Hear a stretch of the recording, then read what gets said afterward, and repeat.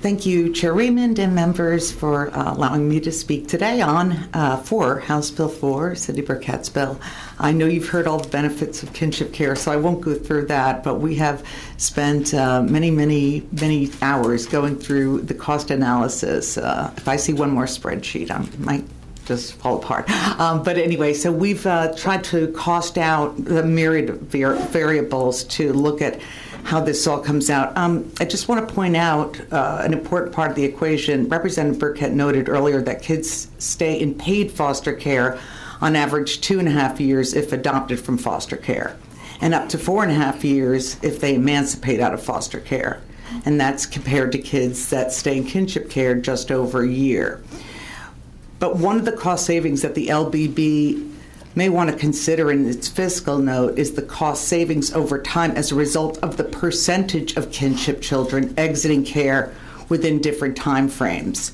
So for instance, we still have kinship kids that emancipate. So foster kids, 6.6% of all of our foster kids emancipate out of care at that 54 months, but only 0.36% of our kinship kids emancipate out of care. And this is based on spreadsheets the department gave us about exits from kin care in about 25 different scenarios, and then we packaged that. So there's some additional cost savings to what I believe is in the dynamic fiscal note. And as a result of that, if you divert about, our assumption is about diverting 25% kids that would normally go into foster care into kinship care per biennium.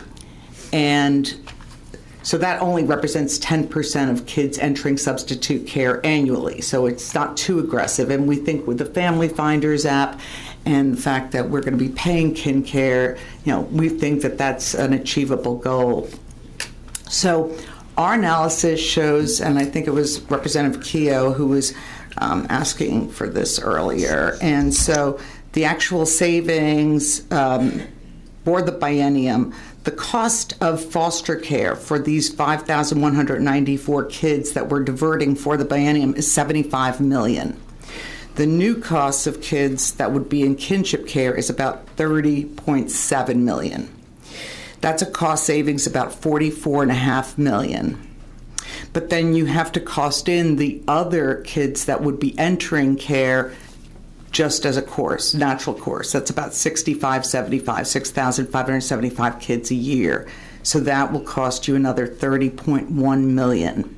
So that's a net negative 14.5. Now, if we go to the PMC parents that don't get PCA and we extend that out, you would have a cost to the bill, of course, but it might be the right thing to do. You could possibly phase that in, but at this point, based on this scenario and these assumptions, it looks like a good cost savings.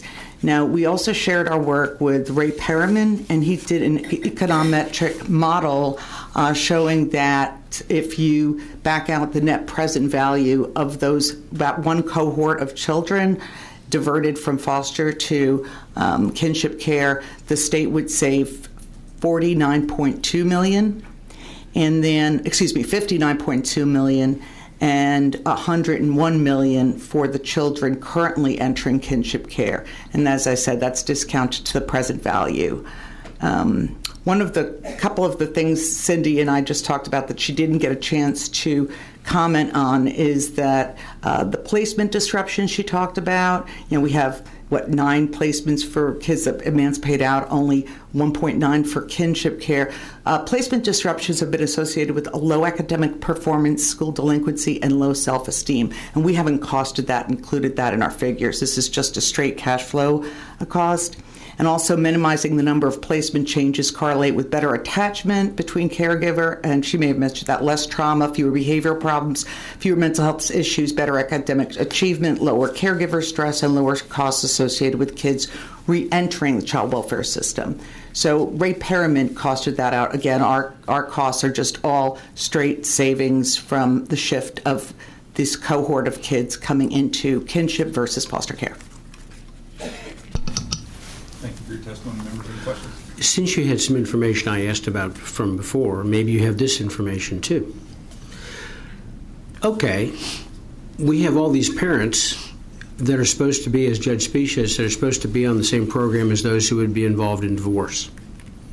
In divorce, you said? Yes, if that for the cost of parents, two parents who allow their kids to go into CPS, into foster care or whatever. My question to you is this. You've done a good, it seems like a good cost analysis, even in the new people coming in. Is there anybody doing a cost analysis of what is owed to us and what we're not getting from the families that allow this to happen? Oh, I see, the child support. As far as I know, the Attorney General's office has been really good at seeking child support payments. So I don't have that answer. So those guys probably the people we need to talk to, I would say, at this point. Again, I won't keep bringing it up. No, it's good. But again, we're talking about the amount of money we're spending, and nobody has really done any research or even counts on money's coming in from parents. It's a non-issue from everything I hear. Well, I think, though, the money wouldn't go to the state. The money would go to whoever gets the kid. So it would be whoever. Yeah. But I'm saying the money wouldn't go to honestly, because I did go through my brain a little while ago, and I was like, no, the money would go to whoever got the kid, and you would make sure that money flows. It's not on the right like side of the ledger of the GR. Right. Yeah, which that is what I originally defaulted to, but it would help the kid, and it would make sure the parent is held accountable for their actions. But the point is the parent, whatever the parent pays in, the state would not have to pay. I mean, you would think. Okay, that's all. Okay, thank you.